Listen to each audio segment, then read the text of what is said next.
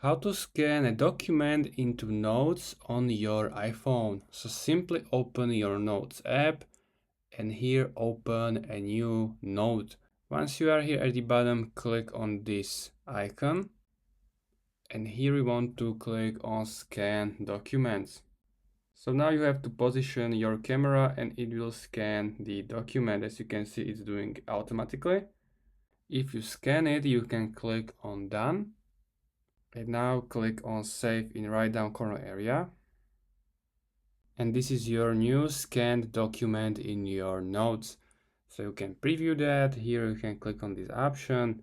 You can also click on quick look. You can check it. Also, you can rotate it, for example, add some filters or crop this document. And also you can print it here or save to files. So that's how you can do it. If you find this video helpful, please consider subscribing and see you next time.